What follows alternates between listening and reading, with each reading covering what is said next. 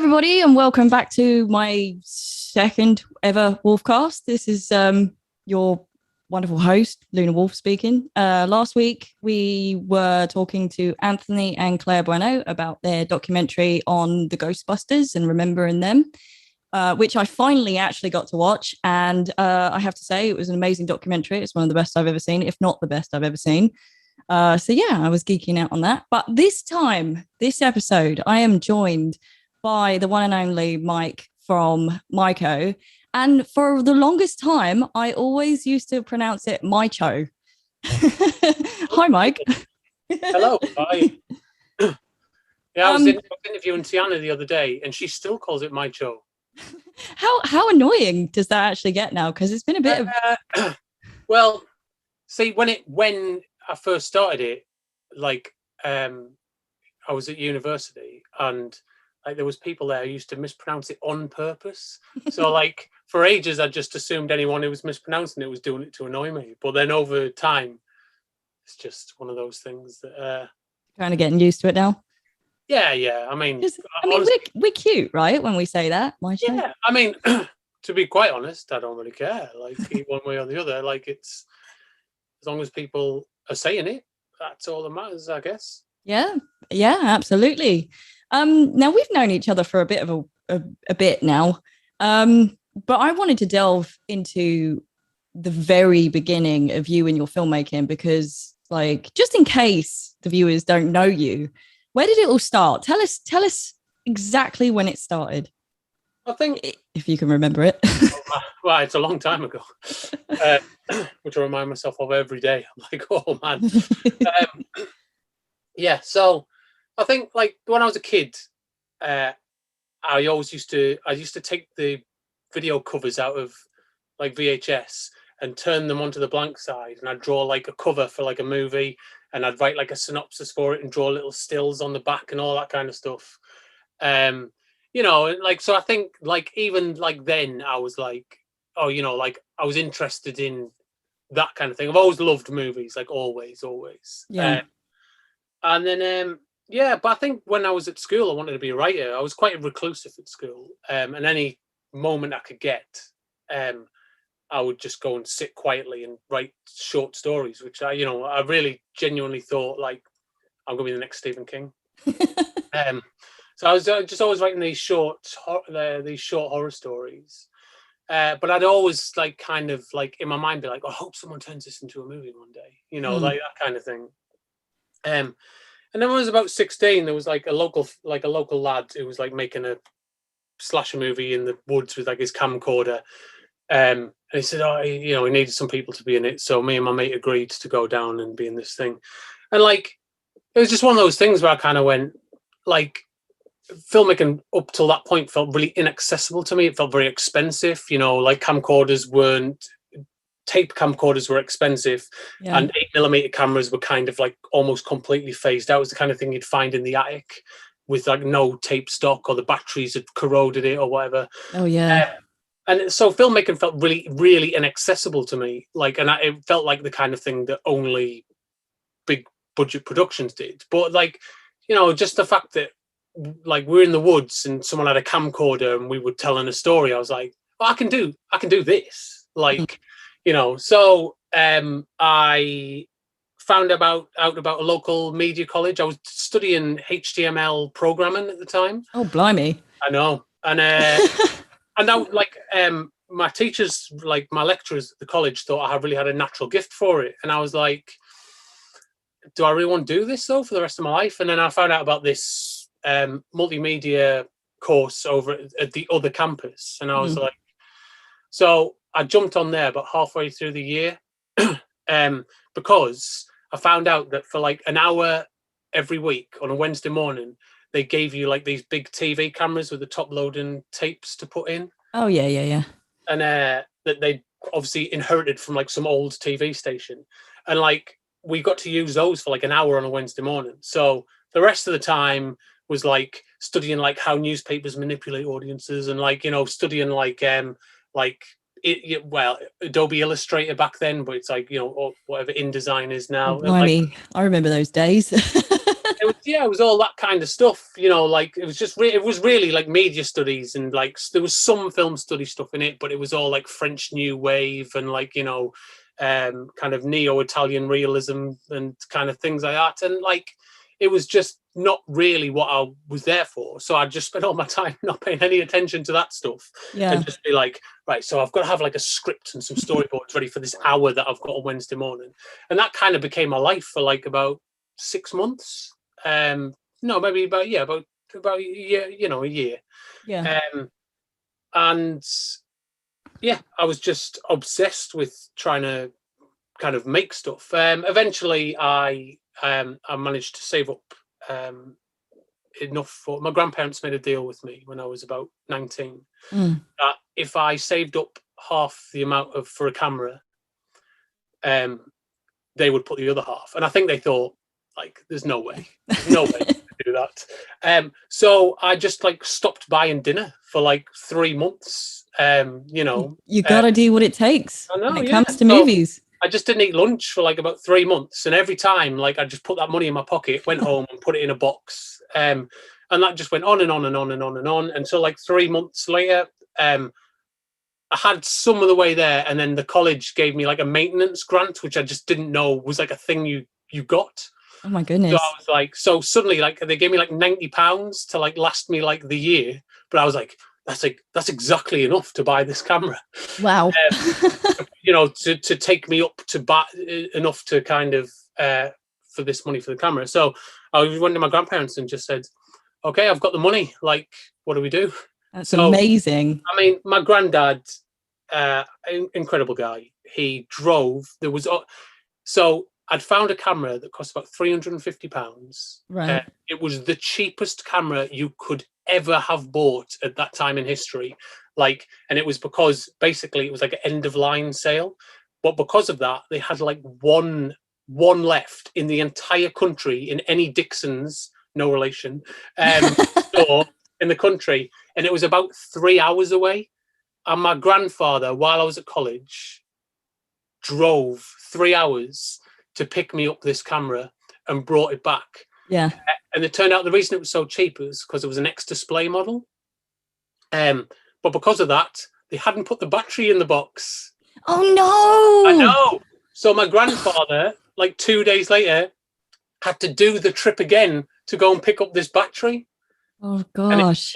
But I mean, that was the kind of opening for me. I'd made some other stuff. I remember borrowing my friend's mum's camcorder for like about 3 months to make a short film to get into like film college. But that was like corporate videos, how to make TV shows, music videos, stuff like that. Mm-hmm. And it wasn't really narrative based. But once I had my own equipment, I was just like away, just shooting. Just shoot everything and anything whenever. Yeah. So then I'm making a bloody meal out of this story. No, it's fascinating.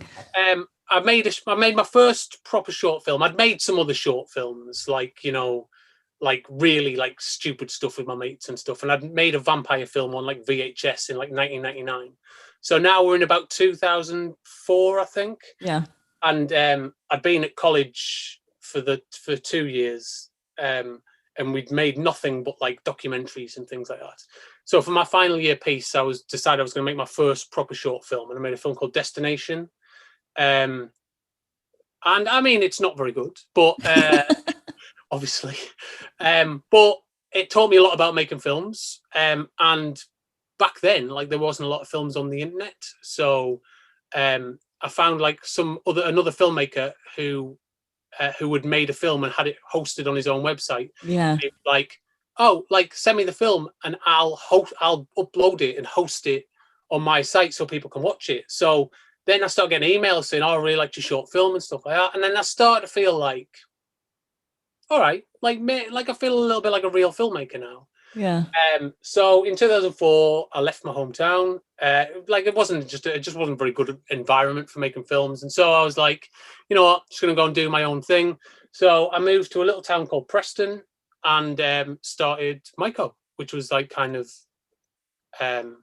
my own little label. For ages, I didn't know what I was going to call it, but Mycho seemed to be So Mycho is like the birth child of Mike and Psycho. Is that right? Right. Yeah, yeah. That's how So I understand it. Yeah. big fan of Psycho.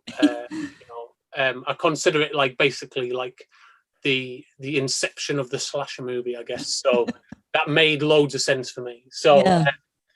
So yeah, so I started Myco, and then I had my little £350 camcorder, Oh my goodness. and I must have made about 25 films over the next kind of 2.5 years, because I learned very quickly that the problem with university, I enrolled at the local uni, Yeah. and I learned very quickly that the problem is that you only make like maybe 1 or 2 films a year university, and I was like, oh, that's not very good. Like, how are you going to learn anything? Yeah, you And got to keep shooting. well, exactly. By Christmas of the first semester, I could see that, like me included, everyone there had a long way to go in terms of what they needed to learn, and I was like, and at this rate, I thought, there's no way, like in 3 years, like there's just no way you'd get to a professional quality. Yeah. And so I just I took my camcorder, because again there's a lot of restrictions with universities and stuff, because I'd gone there with the idea of borrowing all their nice fancy equipment, but then very quickly they were like, no, that's reserved for the third years, and I was like, oh, Ew. come on. So Ew. well, I thought nothing's going to stop me, so I took my little camcorder, and basically anyone who would get involved, I was like, Yeah. let's make a short film this weekend, or let's write something and we'll make it next week, or and I just did that like over and over and over and over again, to the point where it was so easy for me, like I could shoot a really complex film Yeah. in like a day with like multiple locations and and all that kind of stuff on my own with like no crew and 1 or 2 actors, but I also realized that I'd become extremely complacent, and Yeah. that like I was doing it and I was, getting it done and finished, but not to any, the quality wasn't going up, Yeah. if you know what I mean. And So you, so, so you hit like a brick wall. yeah, well, a little bit. So what I did was I kind of took a step back and said, right, okay, like this stuff's like fine, like, like to show your mates or whatever, like, before we go out drinking, oh, I made this daft film about a werewolf or you know, but I thought, but why is it not a professional level? And so I just kind of sat back and looked at all that. Yeah. And then in 2008, I made a short film called West, and that was my final university piece. So I spent about 6 months just fully focusing on that. And it was kind of like a modernized version of the H.P. Lovecraft short story, Herbert West Reanimator. And it was terrible. Like, I made loads of mistakes. Like, I shot half of it in 4:3 ratio because I knocked a switch on the camera, and Yeah. then shot some of it in 16:9. I'd shot some of it without sound, so I had to dub Oh it in. no. Like, it was just, everything went wrong, but like it looked quite nice. And I Yeah. was like, okay, like, so from this moment, like, let's look back at everything. What's wrong with it? And that was kind of like, I think it's about 2008, and that was my kind of switch over point where I went, right, okay, now let's go make some good stuff. Like, Yeah. I think it's locked in, because I mean, one of the things for me really is that I've never been naturally good at anything. Like, I can have the ability to work really hard to get good, but it also takes me about 4 times longer than it takes most people to get good at stuff. Yeah. So I really have to persevere that. And like, it took, I would say, a good 4 or 5 years for like the art of cinematography to like settle in my brain, for me to really go, I've got it. It took like, I'm not kidding, 3 years of screenwriting at an academic level for me to go, I understand 3-act structure now. Yeah. Like, just 3 years in, I went, one day went, okay, yeah, I've got it. You've been talking about this thing for 3 years, and I've been like, oh. Yeah. I don't get it either, to be honest. It's not the easiest thing in the world to understand to begin with, but and so then I just took those lessons and started moving forwards, I guess. So in 2008, we made a film called I Spy for the Horror Channel. Was doing like 2-minute scares or something. It's called something stupid. And they wanted these 2-minute short films to screen on the Horror Channel in between films. Yeah. So I made this 2-minute film called I Spy. We sent it to them. I don't even know if it ever got aired because I mean we didn't have the Horror Channel at the time. So yeah, so I mean I don't even have the Horror Channel either. So like anything that I do for anything that's going to go on there, I just don't know. So I absolutely feel you on that one. go on. Sorry, no, go. So yeah, but then because I had a film, I was like, oh, I'll just start sticking it in some like festivals, competitions, and things like that. And it won the Dread Central. Do you remember Dread Central did like a not Dread Central? What were they called? It was like 8 films to die for, and every year they released like 8 horror films on. I think it was what was that 60 Seconds to Die or something, or the ABCs of Death. No, it was way before that. So it was like a label, like it was kind of like an offshoot of like an indie label, not an indie label, like a proper distributor. And it was called 8 Films to Die For, and every year they released like 8 like $5 million films, like low budget but not low budget. Yeah. On DVD under this label. And the third year they did it, they did a competition called 8 Shorts to Die For. Oh wow. Okay. I never heard of that. I entered my film into that, and we came first. Oh yeah. As judged by Dee Snider from Twisted Sister, who was like one of my favorite singers. So I was like proper like, made up.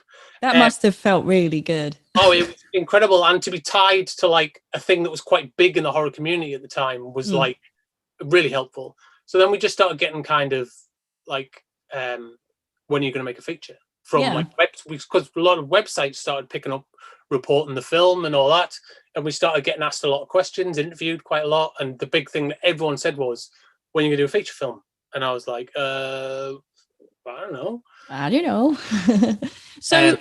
So coming from that, because you're very well known to having like a Mycho universe where all of your movies kind of tie into one another and they all kind of have a story and it all kind of like fits together. Like coming from that to that, like how did you approach that? Where did that idea come from?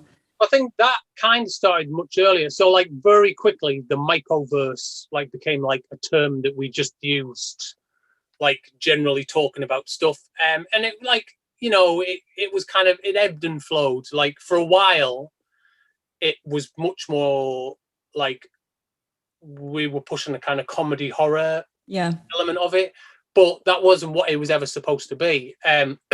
Like back in, see, I thought it was 2002, but I got some stuff from my late grandfather's house recently. And like a load of my notes go back to like 1999. Like, wow. Which I didn't realize. But I mean, the basic concept was that what I wanted to do was with the Mycho stuff, which was what I was trying to do before that, was I'd been reading Harry Potter at the time. Yeah. Because they were like making a movie of it. And I was like, what the fuck is Harry Potter? Like, so my grandma was like, I've got one of the books. Which no, she was a school teacher, so she's like, I've got some of the books. So she gave me the first one. I was reading. I was like, oh, so this is just like myths and legends all kind of thrown into a pot. Yeah. And I was like, oh, this is quite cool. But then my brain started turning, and I was like, what if there was like a horror movie equivalent of that? Like, so like, Freddy Krueger and Jason but not just that kind of stuff, like the Amityville Horror and like Child's Play and, like Poltergeist were like all poured into a pot, like into the same thing. And so I just really started thinking about that. And I started writing a script that was kind of based on an old film that I'd written called Demonic Steel. Okay. I know. I like the title. That's cool. So like that was a kind of like set in like a post-apocalyptic future, and I was like, okay, like how can I streamline that stuff? So I started writing a book that was basically like a kind of modern day version of this story that I'd kind of come up with years before. Hmm. That was like basically had all these horror tropes that were just kind of poured into it, and it was kind of like a giant world full of slashers and monsters and werewolves and ghosts and haunted houses and all that kind of stuff. And I got about like 100 pages into this novel, which was supposed to be a trilogy, so it was 3 parts. Yeah. And I was writing this thing on my grandparents. My grandparents had loaned a laptop for me from like the school that their friend worked at. Wow. So I was writing it on this thing, and I remember coming back one day, and I said, "Where's the laptop?" And they went, "Oh, it's gone back to the school." And I was like, No.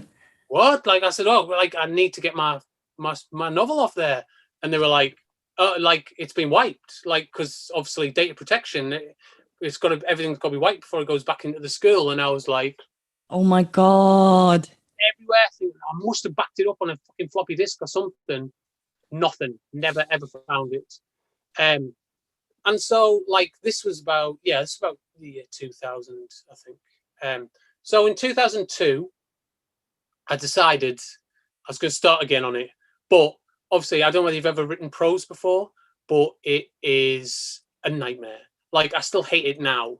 Like, but what I knew was quite easy was writing screenplays. So Yeah. I was like, okay, like I can write scripts. So I thought, okay, forget the novel idea. Let's write it as a 3-part film trilogy. Okay. And so I just started doing that, and it is stupid. It's gigantic. Like I'm not even kidding. I was explaining like just one small concept from it to Grant the other night during one of our meetings, Yeah. and like I could see him going cross-eyed, like from just how complex this one thing was that I've just been thinking about for 20 years, and yeah, so that was kind of like my focus for ages.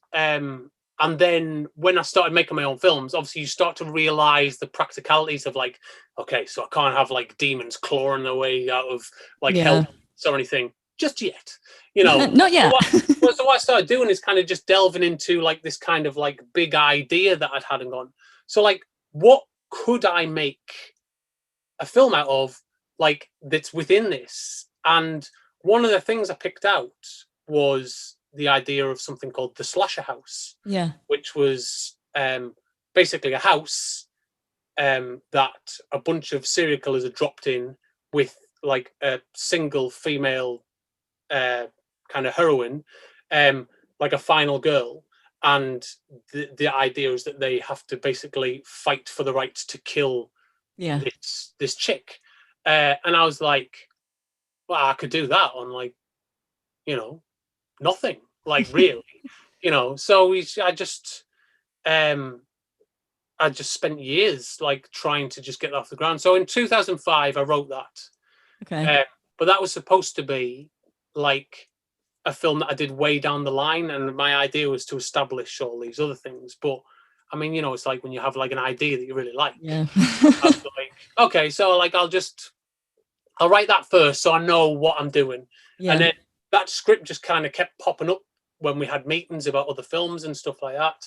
And then eventually, like a writer friend of mine said, I was making like my first, what I thought was going to be my first feature. So we were like 5 months into our 14-day shoot at this point, and he said to like, it was a feature with 37 locations, and like we had like a full crew and like no money at all. It was just insane. And this writer friend of me said, why didn't you just do that Slash House film? That's like really simple. Like you can do that with like 5 actors in one location. Yeah. I was like, yeah, I probably should have done that rather than kind of sprawling epic, So we finished shooting that film, and then it kind of was taken out of my hands for other people to edit. And so I was like, I said, well, look, how long are we talking about for post? Because back then, outside of like the stuff I'd done before, I didn't really edit my own film. So the people did that for me. Yeah. So they said, oh, it's about 18 months. And I thought, 18 months. Oh my God, that's fucking, that's mental. So I thought, I can't sit on my arse for 18 months waiting for this to be finished. Yeah. So I was like, what have I got? And the script for Slash House kind of sat there at the forefront. And I thought, this is kind of ready to go. Like, so I redesigned a bunch of stuff. I think like Cleaver was originally like 2 characters, and we kind of squished them together to make him one, so we could make room for Corbin and Thorne, who were originally supposed to have their own movies. I know, and and then I just went, right, I need to raise some money for this. So I thought I could probably do something like $1 million. Wow. And then, I know. And then, because I mean, initially I thought maybe I'll sell it, like, you know, right, and I'll just sell it, and then if it's popular, I'll get to write the other stuff. But you've actually kept your stuff to yourself as well, despite other people wanting it. Well, yeah, absolutely, and that's been quite a big thing, to be honest. Yeah. But yeah, so I spent about a year trying to find some money to make it, and by the time we got to like January 2010, I said, well, look, what can we get hold of? And the producer was like, well, you know, I can probably get hold of about $4,000. And I was like, right, okay. And I thought, I have like $1,000 on a credit card. So it wasn't even a credit card. It was like an Argus card. Oh my goodness. Oh my goodness. I was like, okay. I know what the interest rate is like on those things as well. So I bought my equipment on my Argus card. So I bought a camera, which is like a 550D, which back like now seems like, you know, the most basic gear you could think of. But then was like mind blowing that something of that level could get such a good image out of it. So I bought that and a 50mm lens, because at that point I'd kind of become attuned to how lenses worked, how photography worked, in terms of filmmaking, rather than just, you know, actual photography. So I kind of had my head around that, and I was like, okay, like people thought I was crazy that I was going to take a photography camera and shoot a movie. I was like, I promise you, we'll get a better result out of this. There's method in that madness, hands down. Yeah, like, because people are like, well, just use the Sony V1s, you know, like with this really awful flat image, you know, like it looks like video. And I was like, no, like I promise you, this will be to the benefit of the film. So I did that. We got them there. We got some investors to basically put this this other $4,000 in, and I can't remember how much it cost by the end of it. It was about $5,000 or $6,000, I think. Yeah, and thus Slasher House was born. Yeah. But Mycho isn't actually a one-man band anymore, is it? Because it started out doing that, but now you have your lovely wife, Anna. Tell me a bit about Anna. Well, yeah. So I met Anna in 2000. I mean, I'd known of her like years before, because I used to run a thing called House of Mycho. It was like a band night, and we used to bring bands from all over the country. Nice. Play. We'd kind of screen like short films in the background and stuff, and like we did T-shirts. It was just really cool kind of thing. And like I say, we'd have like some of the best bands in the country come and play these nights. So because she was kind of really into that kind of stuff, she would come to these nights all the time. So I did meet her there. But yeah, so we met, I think at the beginning of 2011, just at like a nightclub one night, like, you know, got chatting. And then we kind of became really good friends. And then, you know, 7 years later or whatever, we got married. The rest is history. But yeah, I think so. We used to be kind of like drinking buddies, really. Yeah. So I'd be like working on film stuff.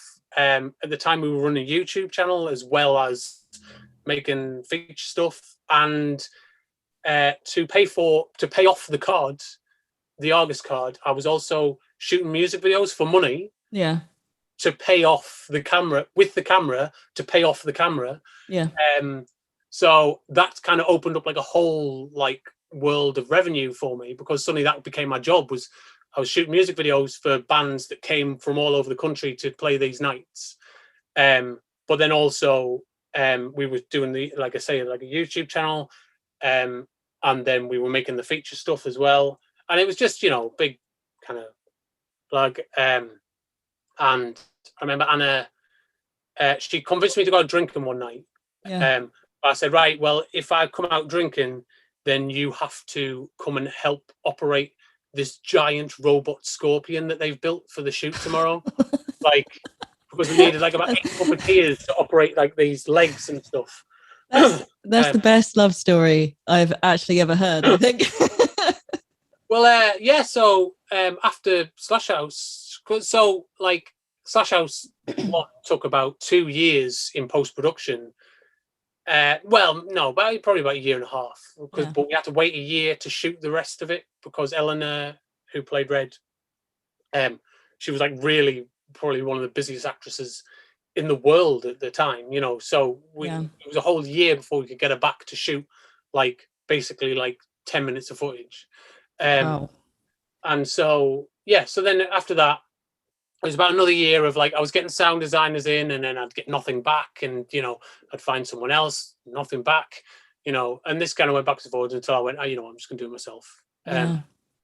So it was finished by 2012, and then we premiered it in October of 2012. But in the meantime, me and Anna kind of became a couple, and she became basically like the producer on the end of it, and kind of shopped it around to distributors and stuff and things like that. But she had like no film experience. She was just really basically like, okay, like I think I know she, you know, she's a legal executive like in her real life. So like I kind of know how to deal with people. So she does it really well as well. So she kind of ran off and started shopping this around and being very polite to people and saying, we have this film, you know, would you be interested? And we kind of had people fighting over it, which was quite nice. You know, especially in this day and age, like it's really rare that happens now, you know, like, so it was nice. She definitely has a magic gift. Some of the things that Anna has done, I'm like, how did she do that? Oh yeah, she's incredible. Yeah. And speaking of incredible, you guys have now got two heirs to the throne, haven't you? Princess of Mycho, Ashton and Brandon. Yeah. Wow. Like, it's been a while since I met Ash, though. Yeah, I think November 2019 was the last time. We were filming Farron. Oh my goodness, that's so long ago. Jeez. Oh yeah, no, it was after that. It was oh yeah, sorry. November when you were in Roundabouts. Yep. When we were in that cold car park in the middle of the night. Oh, I had fur on. I was happy. Yeah. So yeah, we've had another baby since then. Yeah. Wow. And so like how do you guys now, because Ash has got is actually got Angelman. Is it syndrome? Yes, syndrome. Yeah. Tell us a little bit about that and how you managed to juggle everything. I mean, it's very difficult. So I think he was only about 6 months or so. No, he was about 7 or 8 months when we went into lockdown. And like over the next few months, we kind of noticed that like something wasn't right. Like we'd had a feeling about it for a while. Like he couldn't quite sit up or anything, or like even attempt to sit up, you know. But he was quite big, so everyone would kind of go, oh, "He's a big baby," you know. It's just hard, so it'll take him a while, kind of thing. Yeah. But it was over time. It was evident there was something wrong with him. Like he would just kind of like zone out, like for a few seconds, but like every minute. Yeah. You know, and it became a bit tough. You know, a bit stressful. So, we just.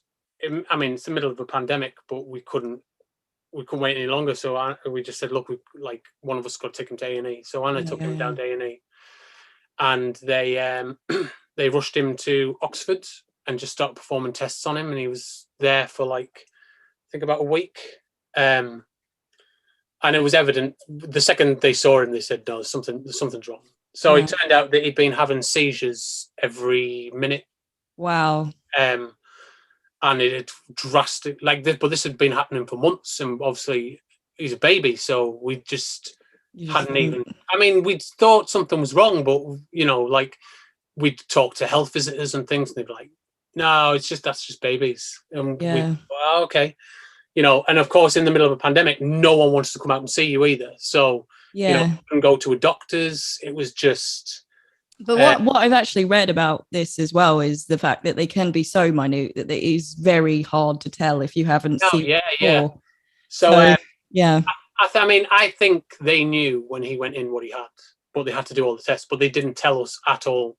Wow. So we were settled in with the fact that it's a blow, but he'll have epilepsy for the rest of his life. That's not unmanageable. Like, I've been asthmatic my whole life. I've known people with epilepsy. I know people with diabetes. That's something that can be managed, Yeah. And I think you guys have done so well. Like I see all your posts and he is so happy. Like, honestly, those photos, they just make me well up. But the thing, that's part of his condition as well. So, but yeah, about 3 weeks later, we got a phone call from the doctors to tell us that it wasn't epilepsy, but that he had, we had to go for like brain scans and stuff. It was very kind of harrowing experience. But yeah, so then they came back and said he has Angelman syndrome. Yeah. And I thought I knew what it was. Yeah. But I was like, when you're hoping you're wrong. Yeah. Like, so I remember looking on the internet and the first thing you get is pictures, and like, it's not, it's a fucking nightmare graveyard of just awful stuff when you search it. Like, and that, that was, that was that.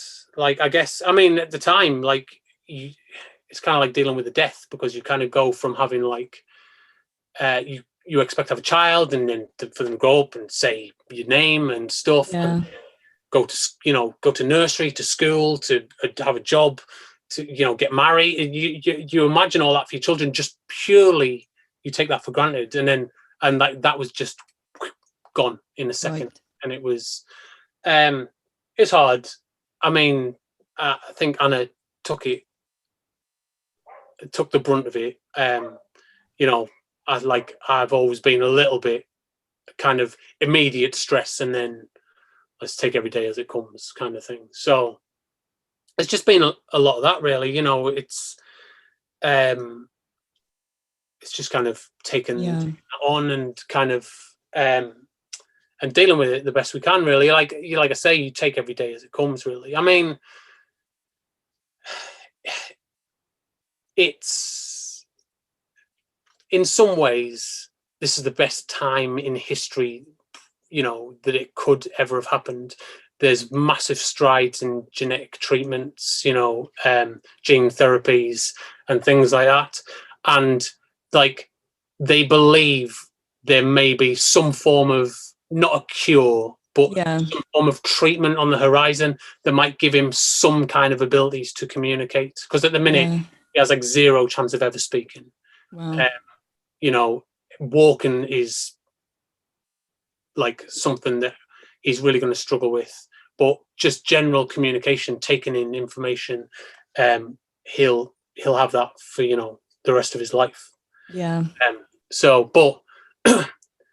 it's early days, but there's some hope on the horizon that maybe there could be like some kind of therapy that could recover some of his abilities, So you just don't know, really. And like, for me, I try not to have any hope, and I just kind of just roll with the punches with every day. He's great. So you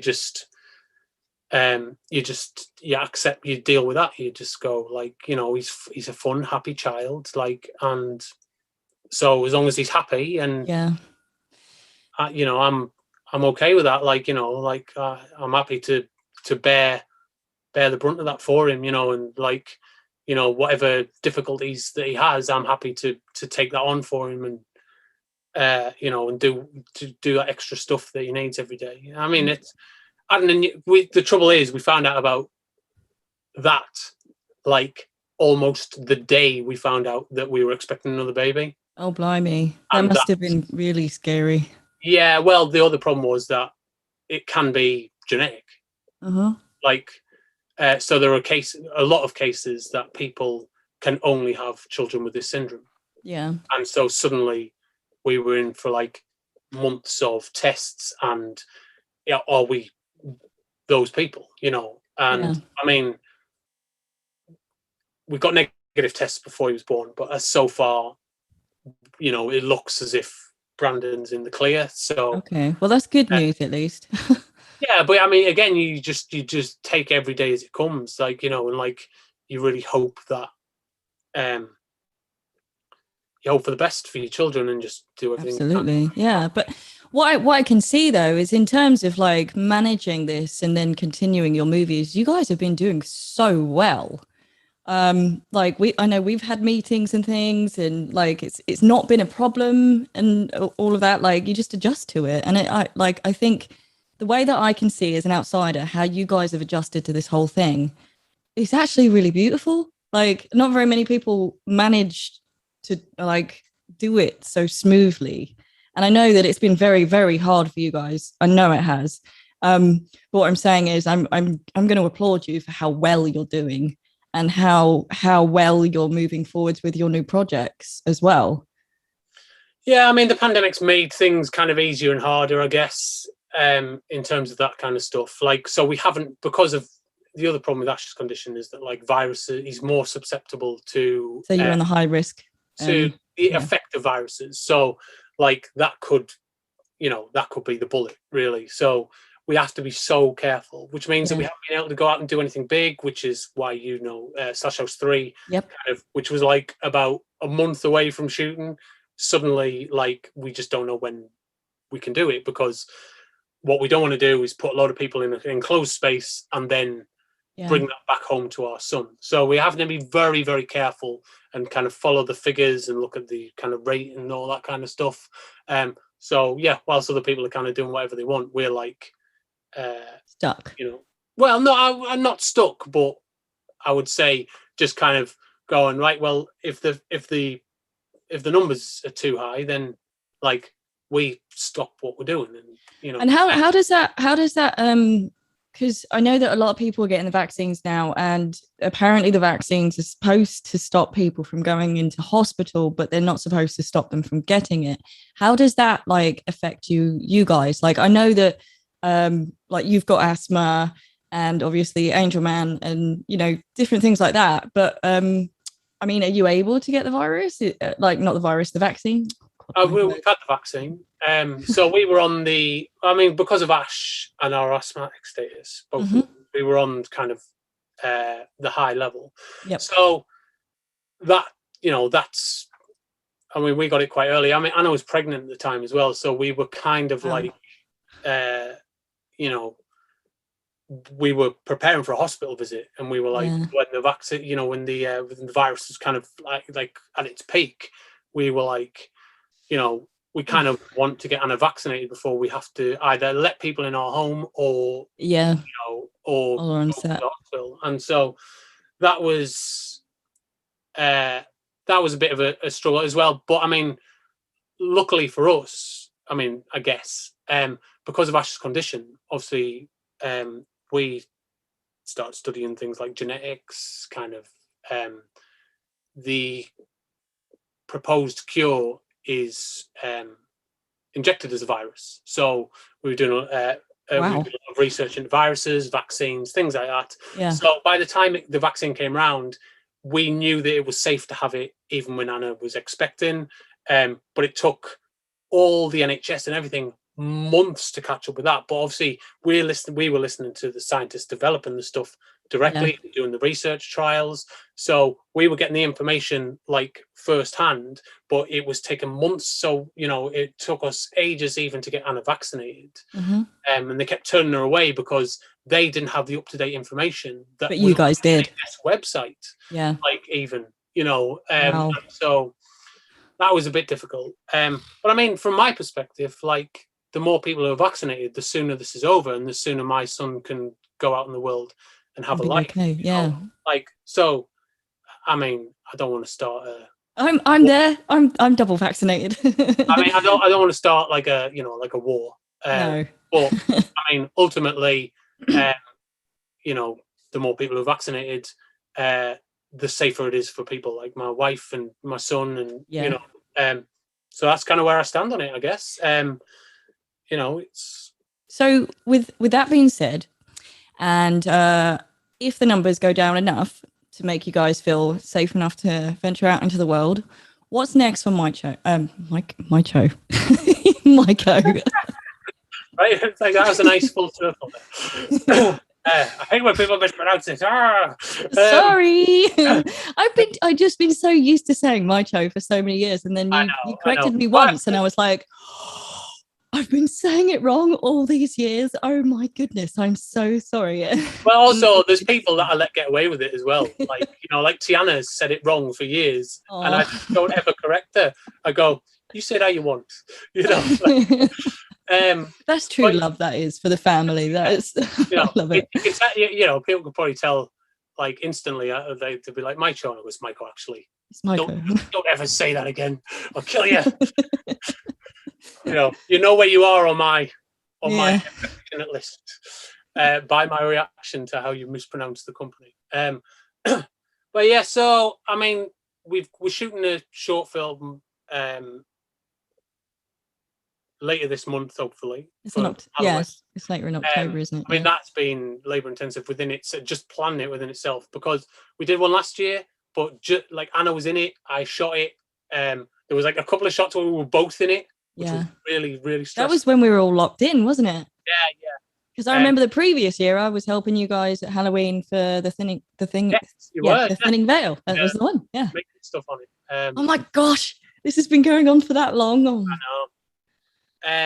But yeah, so we did one last year because we've never missed a Halloween special. So we were like, okay, we're not missing it. So we did one last year with Anna in it as the main star, and I directed and I played the monster in odd bits, and yay! It was a nightmare to try and plan and shoot, but we did it. So this year we've written something that we can use like for one actress. We set it in like a car so that so that there's like a protective barrier between us and the actor. But the difficulty with that is we're having to get people to like isolate before they come here, because obviously typically how long do you ask them to isolate for? So we say 2 days, do a test on the first day, isolate for 2 days, do a test, and then come to us. Yeah. And I think that's, like we do it, like I do it if I have to go into hospital for an appointment or whatever. So I don't see why people wouldn't do it for acting, to make sure people are safe. We understand it's a lot to ask people, but I mean, that's what we always got to be for now. Because again, like the rate of infection is higher than it's ever been. Yeah. Right now. So I'm not taking any chances. But not only that, though, you've got these horrible, horrible colds going around. I had a head cold last week, and I literally locked myself up for a week, 2 weeks, I think it was, because I was just dying of a head cold, and it was horrible. The problem as well is every time you get a cold, you go, this is it. I've got it. Yeah. But I was testing myself every couple of days, and I was like, it's not. I have allergies. I'm like, this is it. This is it. This is how it's going to go. That's it. So we're doing that this month, hopefully. And then I guess our plan is to, as the new year comes in, wait. Hopefully the numbers will come down. Yeah. I mean, that's what the projections say at the minute, but I mean, who knows? Hopefully the numbers will come down kind of into the spring, and they'll be at a level that we feel comfortable enough to go, we'll just have to take precautions, I think, for the next couple of years. Yeah. Minimum. I think to be honest, this isn't going away. This is just going to be with us for the rest of our days. I think that's a shame, because I think it could have. I think it could have. I think it could have, but at the same time, I think it will get much weaker over time. And I do think that, although I think the vaccine has done an amazing job, I do think part of the reduction in deaths is. I'm not a scientist, but I do believe that part of the reduction in deaths has also been that the evolved strains of the virus are. I mean, famously, viruses, the more they evolve to spread faster, the weaker they become, which is why we kind of have like a lame duck version of the flu and stuff now. So, But yeah, so hopefully then we'll be in Slash House 3, and then yes. and then we've got Wrath of Thorn after that. I'm hoping to fit. I wrote a film last year for like COVID times that was like tiny cast, all kind of mostly set outside. Yeah. You know, we cast like all like responsible adults, like, you know, who I knew would kind of sort themselves out before they came. Yeah. And then all the infections just went sky high, and we were like, okay, that's cancelled. You know. So then we were getting ready to shoot that in July this year, and the same happened again. And it's been a bit of a push, really. It's been so tough. I need to fit that in as well at some point next year. Hopefully the height of summer, when it's nice and warm, because it's all nighttime shooting. So, you know. Yeah, like I do remember our January shooting for Slasher House 2. It was a bit nippy. Well, you are purely the reason why, like now, from like, you know, December to March, I just won't film anything. Oh, because, like, you know, like you don't want to make people feel that uncomfortable. I mean, I remember how I felt, and I wasn't wearing shorts and a. Honestly, Mike, I'd do it all again for you. I know, but I mean, if I did it all again, I'd make sure we do it in the summer. So, you know, and I mean, all that was purely just because we like overran on Cleaver like a little bit, and it just knocked us back like about 3 months. So I was like, okay, like filming like November, December should be okay, right? Like, not a chance. I remember this one time, like we looked out the window and it's like, oh my gosh, it's snowing. Oh, we were in that warehouse, and what I remembered is we did all the scenes and everything. I can't remember even what time we finished. I think it was the early hours, and I remember walking out of the warehouse right at the last like part when we were all saying our goodbyes, and it was proper snowing, and I remember thinking to myself, gosh, it's quite warm out here. It was warmer outside than it was inside. Yeah. That building was crazy. Oh, it was, but it was such a great location, and they worked so well. Yeah. So, and we were very lucky. I don't regret a second of it, by the way. I'm just saying. I mean, there's things I do regret, but the actual experience of it, I think. Yeah, I think it was good. So, nice. Yeah. Do you have anything to say to the wonderful listeners, watchers? Because this is going to go on both channels. Any shout outs? I don't know. Yeah, I mean, if you're interested in what I'm talking about, or you just want to go and have a poke around and see how insane I am, mycho.co.uk, mycho.co.uk. We've got all our films there. You can see Slash House 2, starring Luna. And like, I can't remember, like 8 other films that we've made on there. You can buy all those on DVD. We've got T-shirts. We've got a new Halloween T-shirt at the minute. I don't know when this is going out. Oh my God, I'm ordering one of those. I don't know when it's going out. So they're available till October 31st. So if you're hearing this before then, get one of them. They're available. We got a couple of quid from each one, but that's really fucking helpful. So, we have all sorts. We do retro VHS versions of our films on there. We've got one out. We've got a few copies of Hollower on VHS left in the minute, starring Nicholas Vince from Hellraiser. We've got, what else do we do? We do video games now. Oh yeah, I saw that. I need to check that out. Well, I would have thought that'd be right in your wheelhouse. Yeah, I love it. I'm maybe I'll stream it. Oh, that'd be amazing. Yeah. Oh, maybe I will stream it. Oh, yeah, I've got the capability. Why don't I? Of the full game. Yeah. There we go. Well, yeah, we do comic books. All sorts. You can get it all there. Everything we do is linked there at the website. Sweet. Of course, I'll put all of the website details and everything in the description so that nobody can complain that they can't find it. But yeah, I think that's it. We're busy bees getting on with it. Well, thank you so much for joining me, Mike. And I'm going to definitely see you hopefully before I leave, even if it is through the window. Yeah, that's good. But if not, thank you everybody for listening, and that is the end of this Wolfcast. Bye. Bye.